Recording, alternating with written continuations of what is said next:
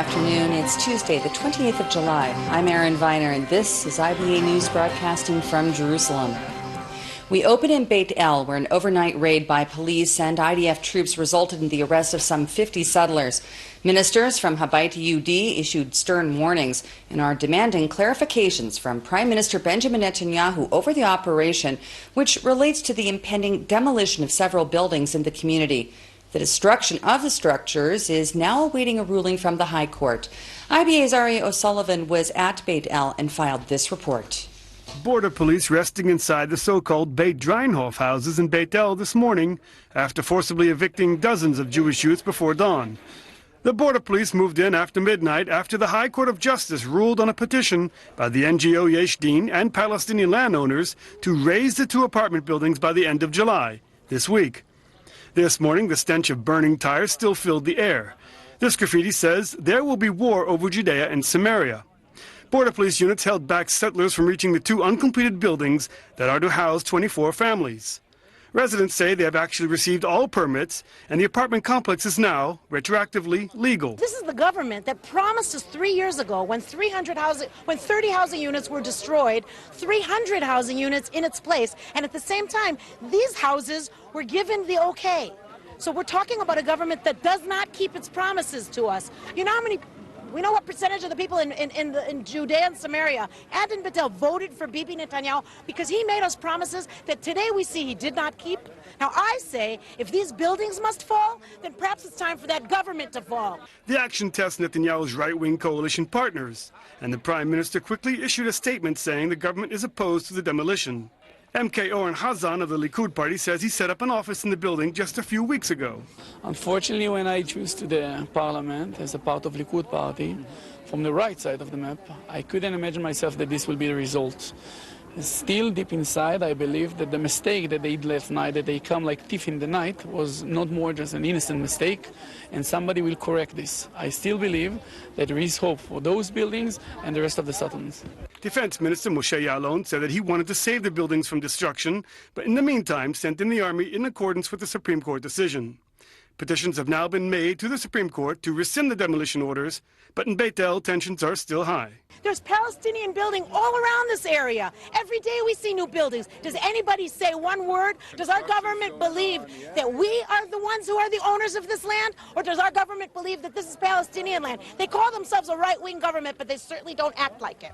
The building behind me is covered in barbed wire, surrounded by border policemen.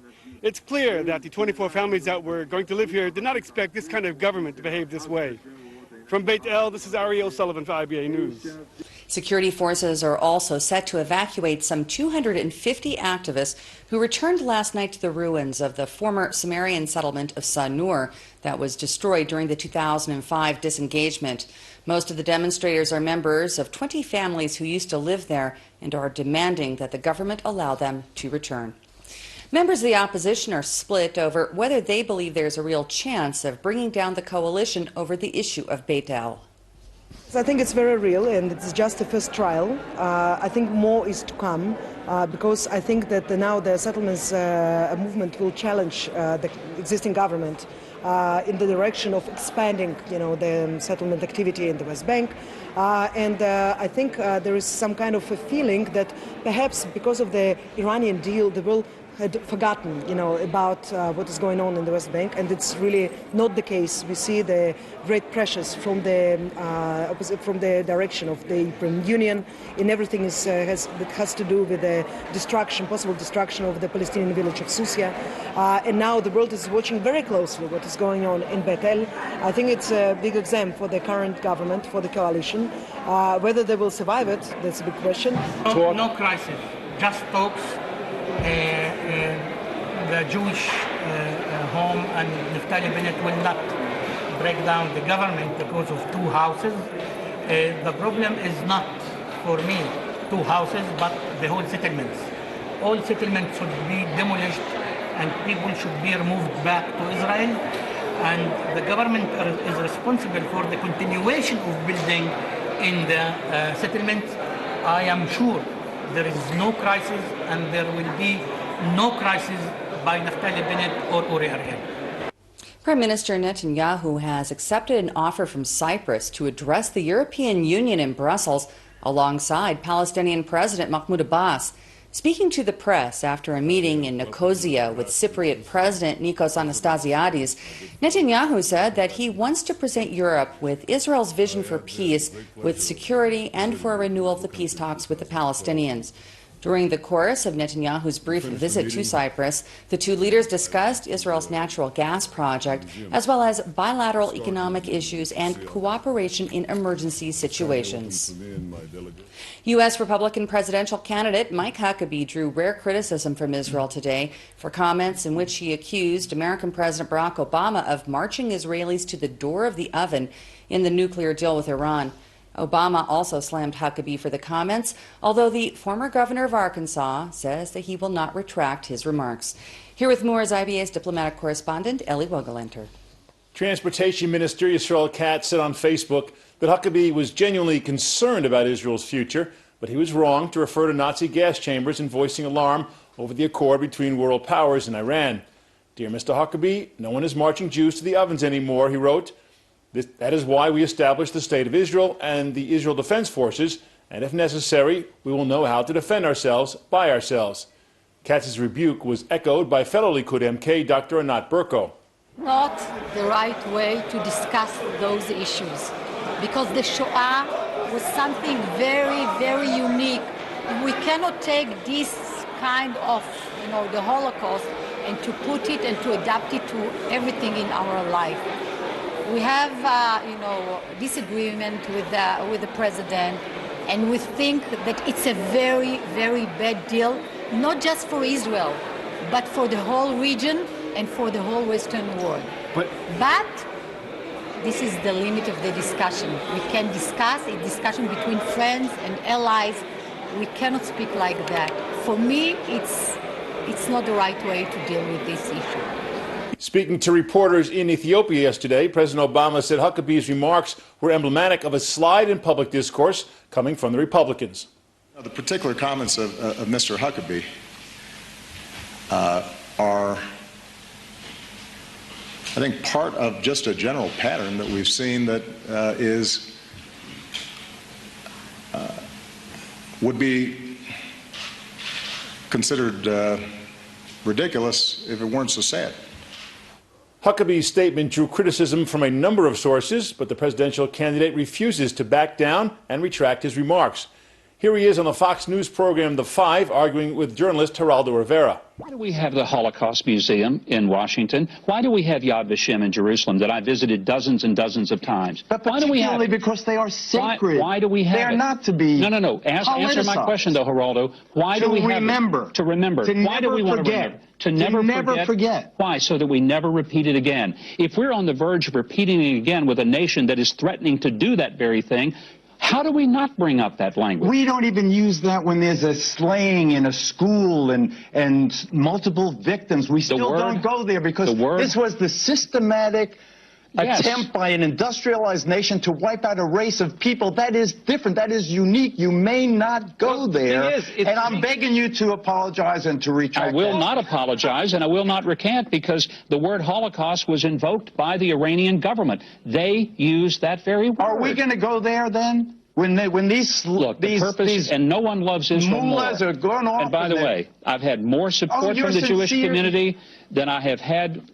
The ADL condemned your remarks today. Well, they've condemned a lot of things people say, but the Democrat Jewish community has been universal in condemning it. For them, it's a political issue. For me, it is not. It's a humanitarian issue.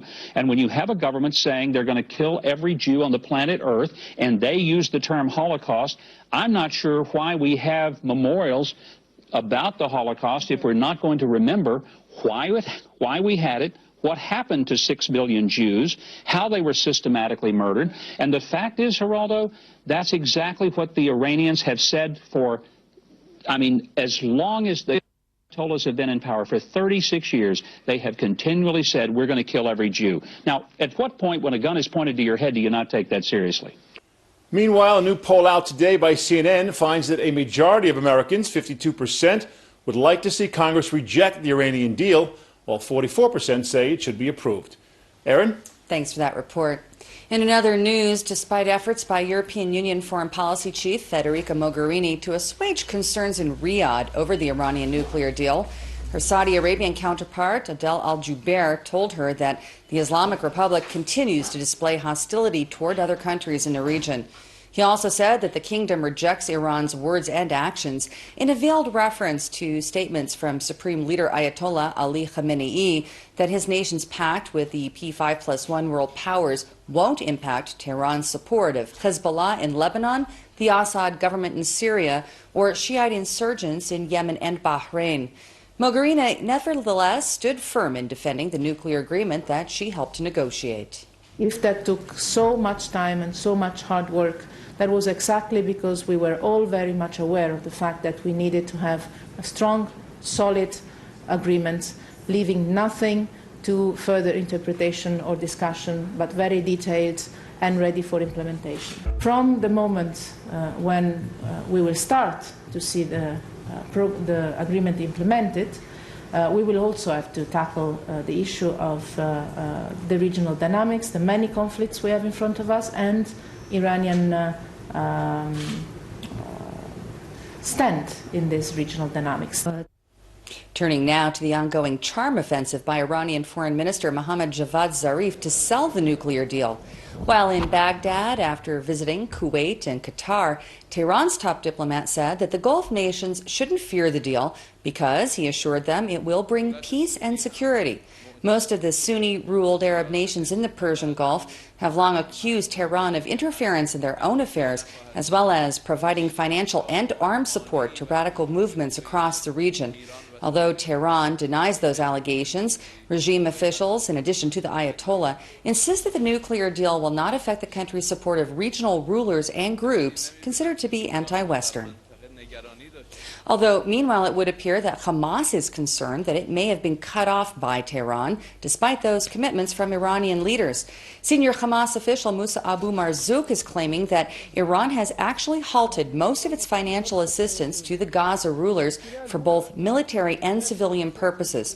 He said that even though Hamas is working to retain its relationship with the Islamic Republic, he acknowledged that there is a conflict of interest over the civil war in Syria, where Hamas backs the rebel opposition groups, while Iran and Hezbollah support President Bashar al-Assad. Gaza's political leadership is now reportedly advocating a move away from Iran and toward strengthening ties with Saudi Arabia, while the Hamas military wing, led by arch-terrorist Mohammed Deif, is insisting that only Tehran can provide weapons needed to confront Israel. MKs from the Joint Arab List went to the Temple Mount in Jerusalem's Old City today to protest the Tisha B'Av visit of Jews there on Sunday that included Agriculture Minister Uri Ariel. The MKs claimed that they were taking a stand against what they denounced as police brutality at the site when security forces came to the Al-Aqsa Mosque compound to arrest Arab rioters who had gathered rocks and other projectiles to throw down on Jewish worshippers at the Western Wall below. The MK slammed Ariel's presence as a provocative act aimed at changing the status quo to reinforce the occupation, they said, and deny Arab sovereignty of the compound. The MKs also met with members of the Jordanian Waqf Trust, as well as the Grand Mufti of Jerusalem. Included in the delegation was the chairman of the Arab Joint List, Ayman Odeh, as well as Knesset member Masoud Ghanayem, Jamal Zakhalka, Ahmed Tibi, Hanin Zawabi, Abed Al-Chaim Haj Yahya, and Yosef Jabarin and Osama Saadi. A number of the ministers that we see around the cabinet table may soon be giving up their seats in the Knesset after today's approval of the so-called Norwegian law by the Knesset Law Committee. The committee inserted a key amendment that allows for 3 Likud members to give up their seats and then return to the Knesset if they leave the cabinet. The original bill would not have allowed the switch in larger parties with at least 12 MKs, and the change was opposed by Prime Minister Netanyahu and the coalition. Opposition MKs from Yesh Atid and Meretz voted for the amendment in order to embarrass the coalition.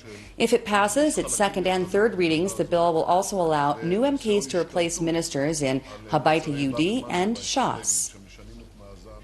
The nation is still abuzz over the mega deal in which pharmaceutical giant Teva bought Allergan for $40.5 billion in the largest ever acquisition by an Israeli company.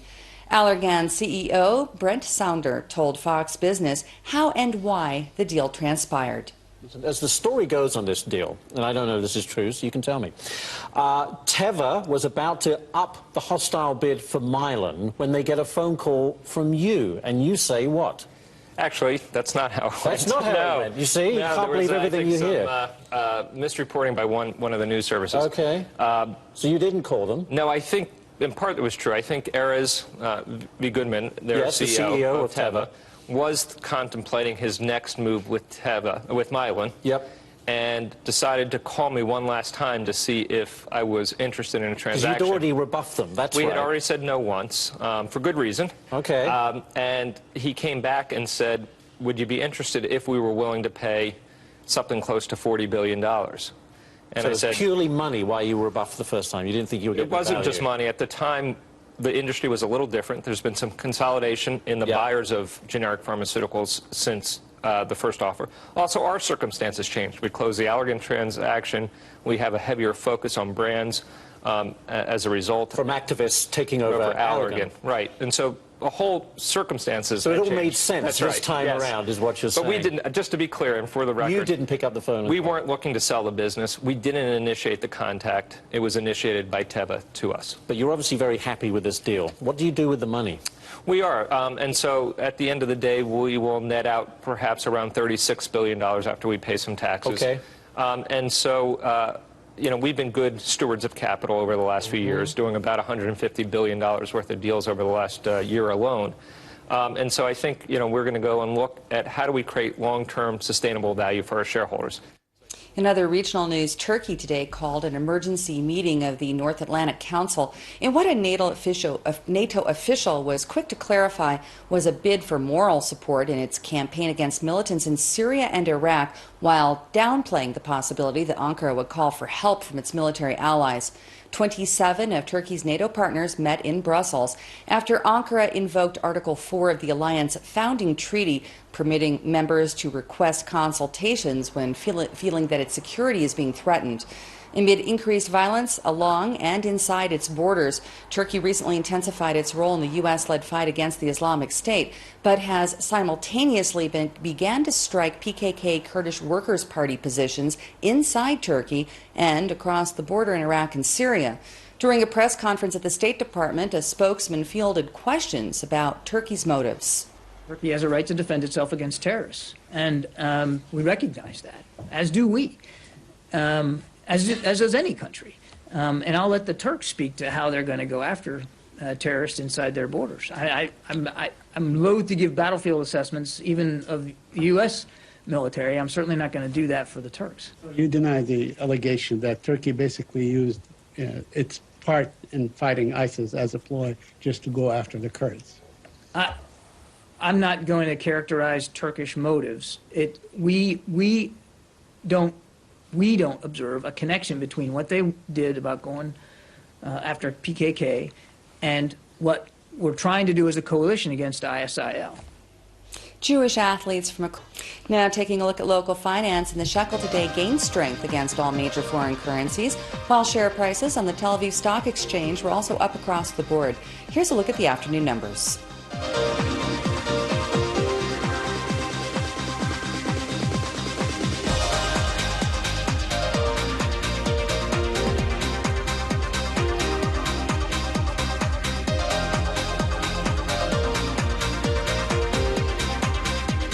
The IBA weather team is telling us to expect another hot one tomorrow, as we're going to see a slight rise in temperatures. Here's the forecast at home and abroad over the next 24 hours.